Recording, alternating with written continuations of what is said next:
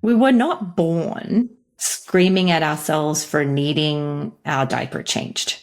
We're not born going, you're so weak for needing food and you're so weak for having these emotions. Somehow we picked that up along the way. That's therapist Kimberly Quinlan. I'm Leah Smart, and this is Everyday Better. Stay tuned to learn why being hard on yourself won't make you any better and why self-kindness is actually the key to success. Don't forget to hit that follow button to get new episodes of our show every week. And if you're a regular listener, thank you. And I have a favor to ask. Consider leaving us a review so we can keep bringing you more of the conversations that you love.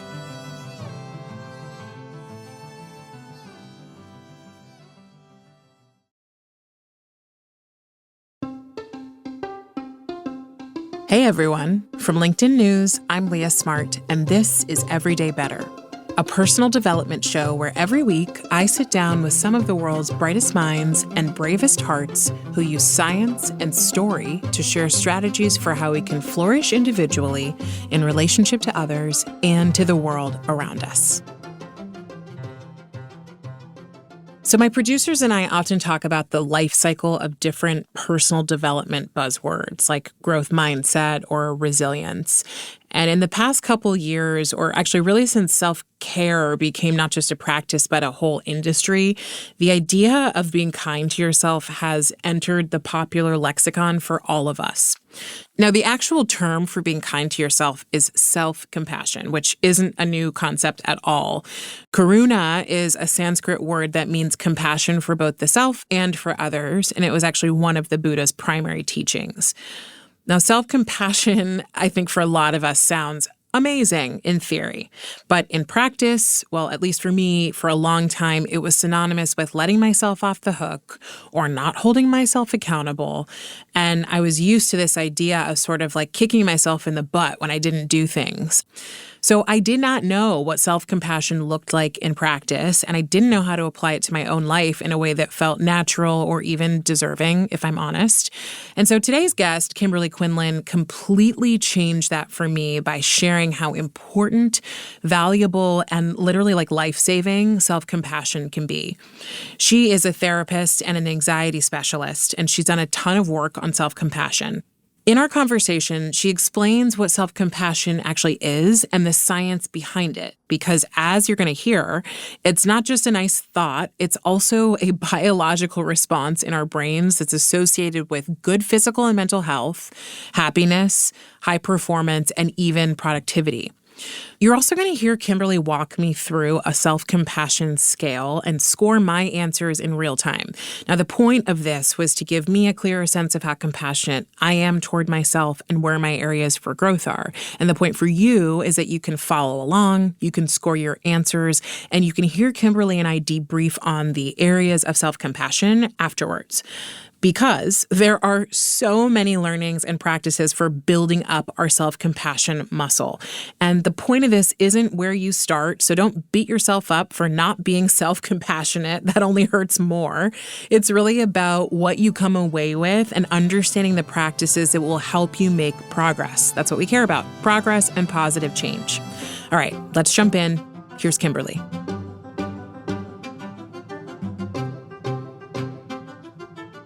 Anytime we suffer, whether we're having a mental health condition or not, anytime we suffer, we have an option to meet that suffering where it's at or increase our suffering by resisting it and judging ourselves and tormenting ourselves, criticizing ourselves, punishing, all the things. And so I always use just a simple metaphor of the first and second arrows, which is ultimately if you were out on a field hunting and gathering, let's say back many years ago, or you're out in your daily life and you get hit by an arrow and you don't know why you got hit by an arrow. Maybe it was an opposing group or it just happened. You would look down at your leg and you would say, ow, ow, ow, I got hit in the leg. Often what we do is once we've gotten hit in the leg, we get our own arrow out of our own little knapsack and we jam it in our other leg by going, what's wrong with you? Why did you do that? You're so stupid. You shouldn't have let that happen. You should have been looking out for this kind of stuff. And now we have two lots of suffering. We've doubled the suffering. And so the work that I do is in life, there is a lot of suffering, but let's not make it double the suffering. Let's just tend to the first part. I love that parable. It makes a lot of sense to me that there's the first arrow and the second arrow, but it also feels so natural. Sounds terrible, but to inflict that wound a second time, describing it that way sounds awful, but it feels so natural to then beat ourselves up about things that have gone wrong or that we've done wrong or where we've failed. And I often think that people, including myself, believe that it's the only way to get things done. Yeah. That's the way that you motivate yourself.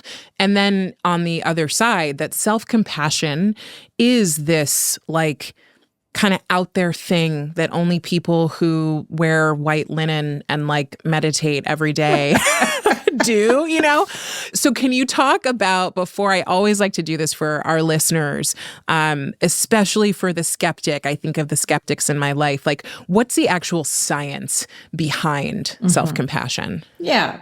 Well, first of all, there's a few myths that we need to dispel about it, which is self-compassion in no way is self-indulgent, narcissistic, selfish. That's not true self-compassion. So that's not what we're talking about. When I mention the idea of compassion, what that is a gentle sense of kindness.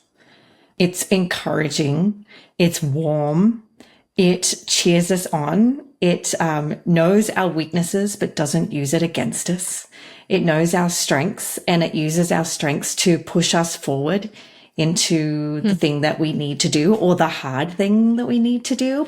That is true self-compassion. Self-compassion is not letting yourself off the hook.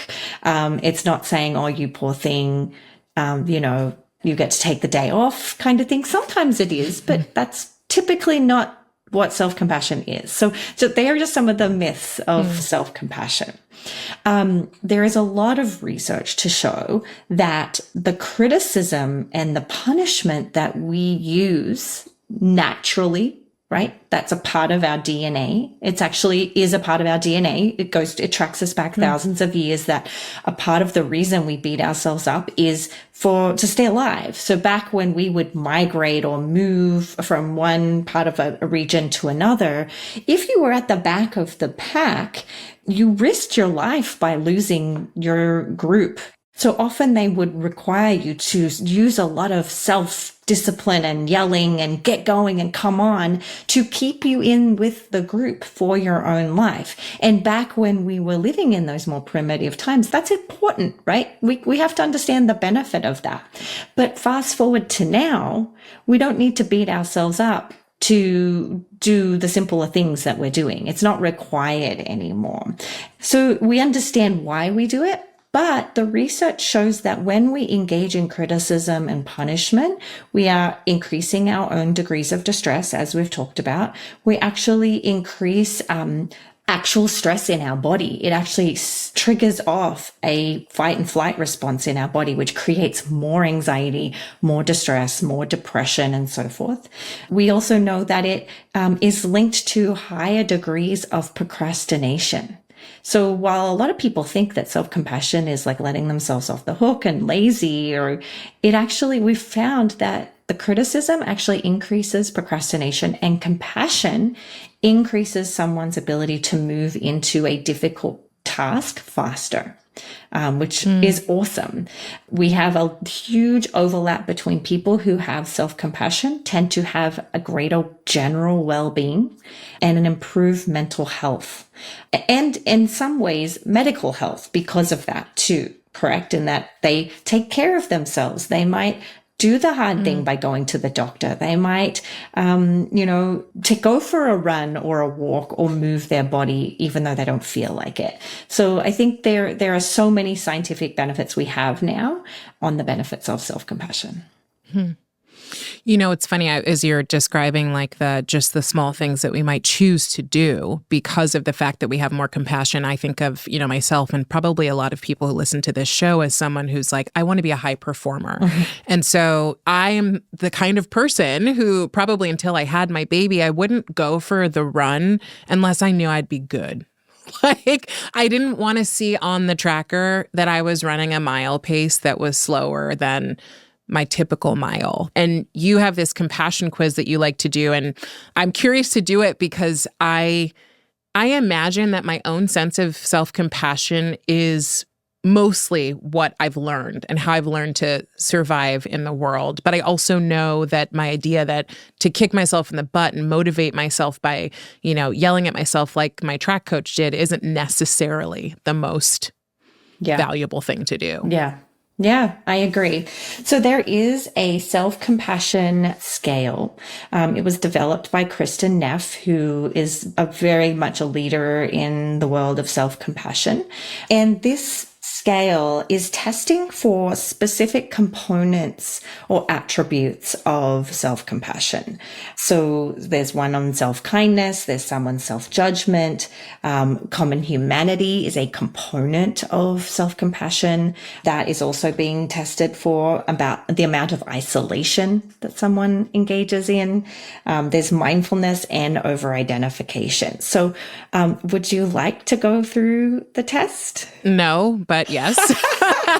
Okay, let's do it. Let's do the hard thing. You get it. I do. Yeah. I do. I totally get it. And your listeners too, as you may be driving along or listening along, like just be pondering these questions and sort of think about how this shows up in your life more within the most recent, I would say, like month, because we're ever changing. So really what we're talking about here is how frequent you experience these. 1 would be almost never, and 5 would be almost always. Okay? Okay. So the first question is, when I fail at something important to me, I become consumed by feelings of inadequacy. 1 is almost never, and 5 is almost always. 4. Okay. Question number 2. I try to be understanding and patient towards those aspects of my personality I don't like. 1 is almost never, and 5 is almost always. I'd say probably a 2. A 2. I don't think I'm super patient, and I don't think I really try that hard to be patient. Okay. Yeah. Number 3, when something painful happens, I try to find a balanced view of the situation. I'd probably give that one a 3. 3? Okay. Yeah. All Middle right. of the road. Number 4, when feeling down, I tend to feel like most other people are probably happier than I am. 4. Okay. Yeah, I look around going, okay, everyone else is having such a great time. Right. Yeah. Number 5, I try to see my failings as a part of the human condition. 1. Okay. Number 6, when I'm going through a hard time, I give myself the caring and tenderness I need. 2. Okay. Wow. Like whatever you're writing over there is scary, but we're going to share it. I'm just writing numbers. I promise you there's no judgment from me. That's Great. Okay. Okay. Number 7, when something upsets me, I try to keep my emotions in balance. I'd give that a 3. Okay. All right. When I fail at something that's important to me, I feel alone in my failure. Yeah, I'd say probably a 5. Okay. Number 9, when feeling down, I tend to obsess and fixate on everything that is wrong. 1 is almost never, and 5 is almost always. 4. 4. Okay, number 10. When I feel inadequate in some way, I try to remind myself that feelings of inadequacy are shared by most people. 2. Getting close. We're nearly done. There's only 12 questions. Number 11. Okay, great. You're like, this is miserable. I can't wait. Number 11. I'm disapproving and judgmental about my own inadequacies. I'd probably give that a 4. Okay. Last question. I'm intolerant and impatient towards those aspects of my personality I don't like. 1 would be almost never, and 5 would be almost always. A 4. Okay, so thank you for your vulnerability and transparency. It takes a lot of courage to really look at how we treat ourselves, and also share that publicly. Again, don't use this as a something that's wrong with you. It's really just information for where we can improve, right? Information for like, oh, okay, that's interesting. How might I make a little shift in this area? So as we mentioned before, this is really identifying 6 different ways in which we practice self-compassion. So when it comes to the first attribute here, which is self-kindness, you rated at a 2. And that's a lot to do with showing how kind and warm and supportive you are when things are difficult. I want to really preface that a lot of people who are really hard on themselves are usually like lovely, lovely people to other people. And they would never speak to someone the way that they speak to themselves. And so that's very, very common. Well, I mean, I'm wondering, like, why are we so mean to ourselves? You know, like, why am I so mean to myself? It's like you said, we all know that it's not necessarily a good thing and that we wouldn't want to treat others that way. But why for ourselves is it different? It could be a combination. So a part of it is how you were raised, your environment. How did people coach you? How were you, how were you spoken to as a child? Now, that being said, let's say you had a very critical parent. It makes sense that you would also be very critical toward yourself. However, there are some people I see quite often. They'd say, no, my parent would never speak to me that way. Like, I don't know where this came from. Then we kind of look at maybe even society, how society projects expectations on us, how other people, teachers, kids on the playground, professors, coaches, how they spoke to us and how they motivated us. And then the last piece is I think we're just not taught, which is a big part of my work, is like we're just not taught any other way, and that's a shame. So hopefully this will change that for some people. Got it. So it's something that is maybe wired within us, but we have also learned this. We're not born screaming at ourselves for needing our diaper changed, right? Like, we're not born going, you're so weak for needing your diaper changed, or you're so weak for needing food, and you're so weak for having these emotions. Somehow we picked that up along the way, right? But it's no one's fault, especially for moms. I know that it can become very anxiety provoking as a mom to be like, you're not raising your child right. You're not giving them the right narrative in your brain. So we have to be careful there that we don't know exactly why, and that it's no one person's fault. Now, in the self-judgment, you also rated at a 2. So it sounds like you're pretty judgmental when things not severe, right? But when things go hard, you do tend to judge yourself for the situation, telling yourself you should be better, you could have handled it better, you could have prevented it, and that you're bad, wrong, silly, all those words because of this situation. Yes. And I think about this with procrastination because I am a master procrastinator. And like I also never knew until, I don't know, a couple years ago that procrastination and anxiousness or self-criticism or self-judgment really are kind of tied. Yes. So it makes me think of the times that I do procrastinate when something's really important and I know I should be doing it. It's almost become a habit that I'm almost like, well, I don't want to end up judging myself or doing something wrong.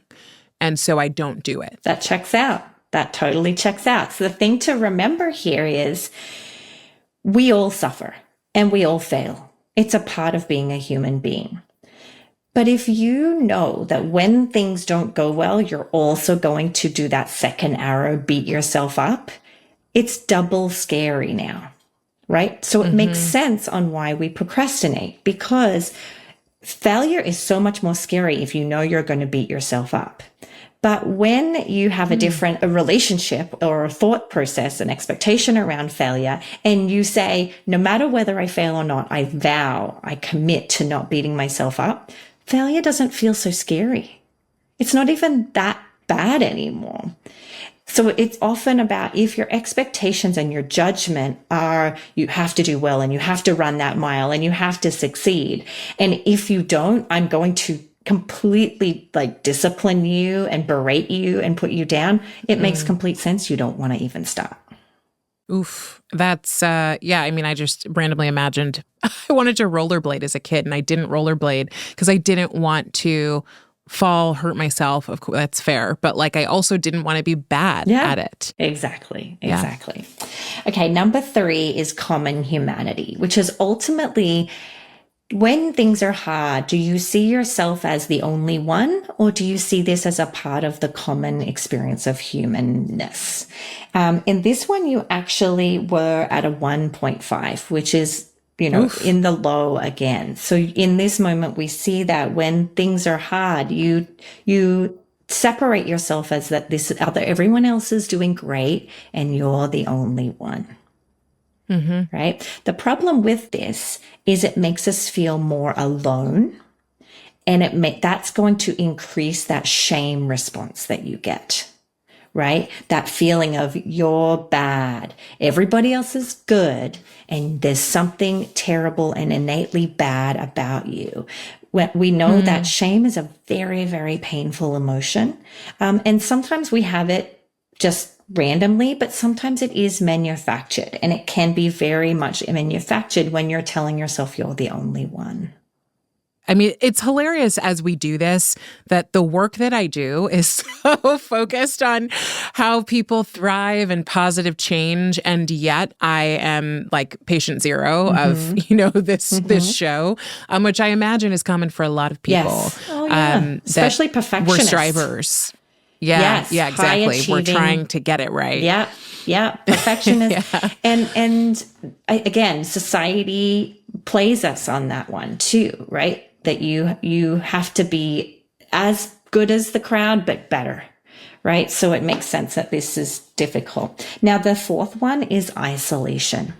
When things are hard, do you isolate? We know that shame and pain thrives in the dark, and that shame and pain is alleviated when we share it with a loved one, when we're in connection with other human beings who are maybe going through likewise things.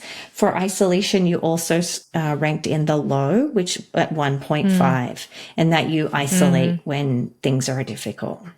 That also checks out. And it's funny, I have always had this sort of, and I don't know if it's nature or nurture, but this inclination to not share the hard stuff with anybody. It's don't let anybody see you sweat. I don't forget that from being someone who played sports. Has done things competitively. No one should see you sweat. Yeah. And so it's this idea of if I can put the healing over here, then I can show up bright and shiny over here. Yeah. I mean, that's tough though, right? Because, and I want to also first preface with, it's okay to need your downtime and your alone time. It's okay. Sometimes, especially if you're more introverted, it's okay to need time to step away and be I just need a minute to take care of myself. That can be an act of compassion in and of itself. But if it's your only way of coping, it does create a lot of shame and isolation and feeling disconnected. We do heal and we have a better mental health when we are connected. We are connected beings, right? And we've become far too isolated in this modern age, and it is making us more depressed. Yeah, the only other thing I'll throw out there is because I know that a number of people listening are people who are caretakers of some kind, but especially in being a mom, I've recently come back to work, and I actually today, funny enough, shared with my boss that I felt like I wasn't performing adequately anymore now that I've come back. My brain feels different. The way I can process things feels different. I feel like I'm split in all these directions. And it was the first time I ever shared that, because I had tried so hard to keep this image. It's like I'm swimming. It's like ducks. They talk about, they're like paddling really quickly with their feet underwater, and above water they look graceful and all these things. And so like that's the image that I've been trying to uphold probably for my whole life, is finding ways to do that. And it was the first time I'd shared that with her, and I like immediately started crying. It was like I just needed to share, like I felt shame about that, which I actually hadn't put a word to it. I was just like, I need to say this finally. And she was like, I'm going to start crying. And then we had a back and forth about why we were both exhausted and that it's okay. And I felt so reassured. And it actually I know this again because I've looked at the book, I've read the books, I've looked at the research, that I feel like I trust her more because I've been able to share this thing and because of the way she received it. Yeah. Exactly. That was beautiful that you did that. I love that you shared. That sort of goes against this in terms of you broke through that isolation response and was able to say I'm actually not perfect. It's hard over here. And then she could share her like-minded, experience, which builds you in connection, right? That's beautiful. That's the gold right there. That's a goal. Coming up, Kimberly gives me my score on the self-compassion scale and shares her favorite technique for developing a kinder inner voice. We'll be back in just a few moments.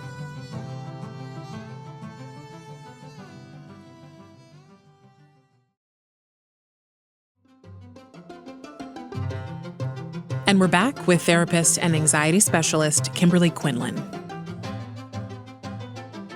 Number 5 is mindfulness. This is your ability to be aware and be mindful of your suffering and what's happening presently for you emotionally. You actually scored a 3 in this, which was moderate, an improvement there in terms of a moderate ability to be mindful of and insightful and understanding that you are going through a difficult time. So that was your result for that. And then finally is over-identification. This one, you again got a 2.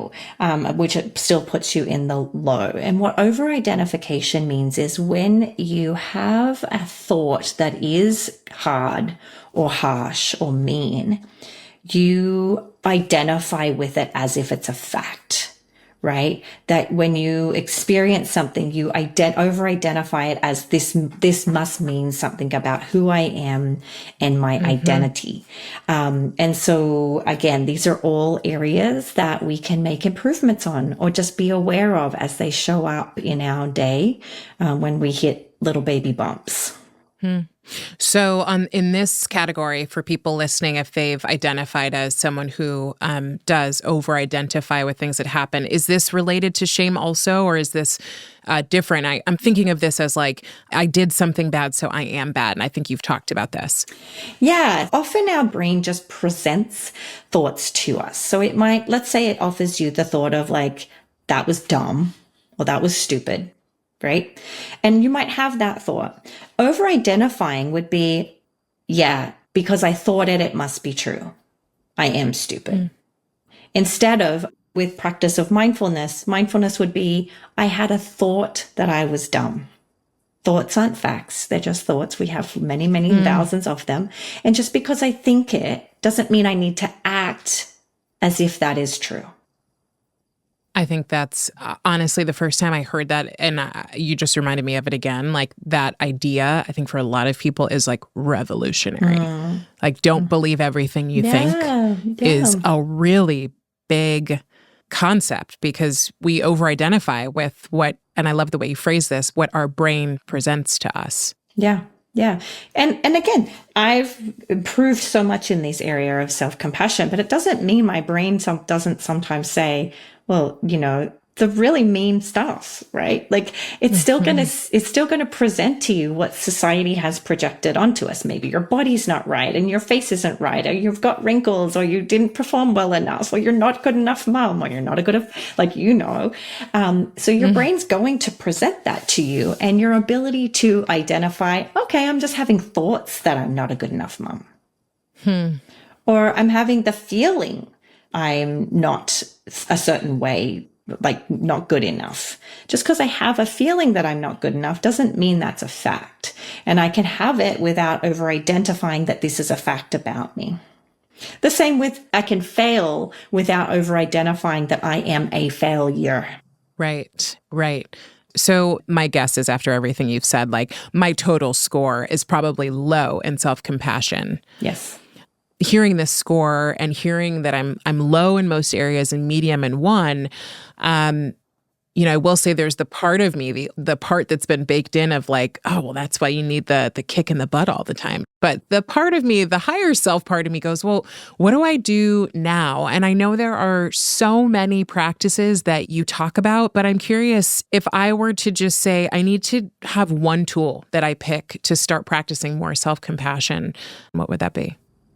I mean, my first instinct is just to say it's what we call self-validation. My favorite saying is, it makes complete sense that I feel this way, right? It makes complete sense that I feel dissatisfied or a bit bummed out on my score, right? Because again, we are in a society that is constantly pushing us to be extraordinary in all the areas. And my guess is, if you did really high, you would probably feel some judgment about that too. Like, oh, maybe I'm being too easy on myself. Too maybe kind. that's the reason I haven't succeeded and I feel like a duck. You know what I mean? Like, I'm lazy. Yeah. So that I would just, again, it makes complete sense. And it's okay to laugh, and we're laughing about it, is to go, it makes complete sense that my brain has a problem with this. God, and I love the separateness of, my brain has a problem with this. My brain presents this to me versus I am all of the things. Because again, like, over-identifying with the thoughts, especially now. Yeah, I'm like, oh my gosh, this is low. And maybe I am embarrassed. I'm embarrassed to share that, like, oh my gosh, I have a low self-compassion score. But I also understand at a higher level that, like, it's serving other people and hopefully serving myself, because so many of us probably struggle with this. Yeah. This is not a personality trait. Again, we don't want to over-identify with this being who you are. This is just a way of getting a little peek into where you are right now to see an opportunity for shift if you choose. I often will also say to clients, this doesn't mean you have to do anything different if you don't want. I don't want to add another should to your list. Right? So if it's something you want to work on, we can, but you're also good and whole and wonderful in the mind that you have.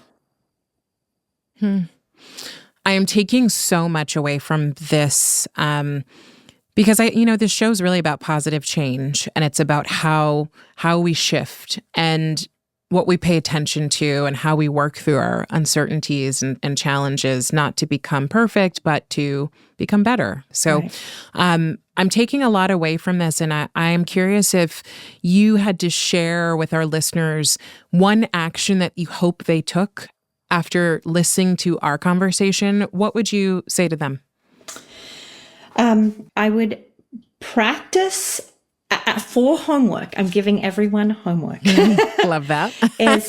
is practice writing like a letter to yourself every day in the tone of voice that soothes you, that is warm, that feels wonderful to your nervous system. It encourages you. It reminds you of your strengths.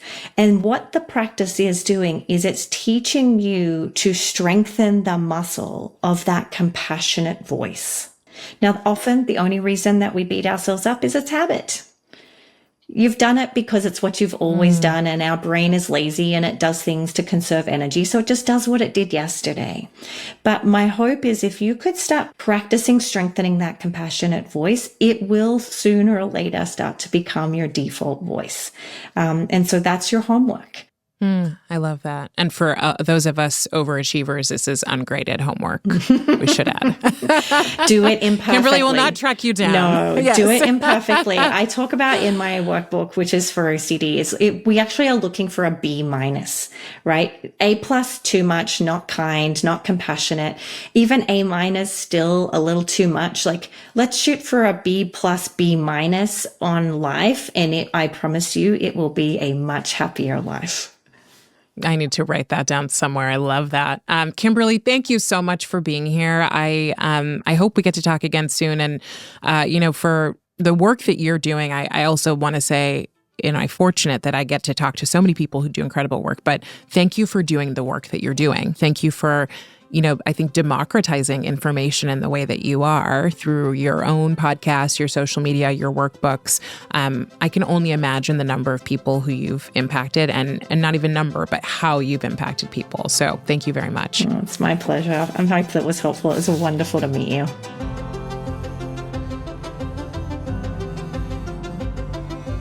That was Kimberly Quinlan, therapist and anxiety specialist. If you liked this episode, you will also love my conversation with Stephanie Harrison, my dear friend, on what you're getting wrong about happiness. You can find a link to that in the show notes for this episode. And if you give it a listen, let us know what you think. Everyday Better is a production of LinkedIn News. The show is produced by Grace Rubin and Emily Reeves. Asaf Gadrone is our sound engineer. Tim Boland mixed our show. We get additional support from Alex Kuznetsova. Sarah Storm is our senior producer. Dave Pond is head of production and creative operations. Maya Pope-Chappelle is director of content and audience development. Courtney Coop is head of original programming. Dan Roth is LinkedIn's editor-in-chief and vice president of content development. And I'm Leah Smart. Thanks for coming with me, and we'll see you next time.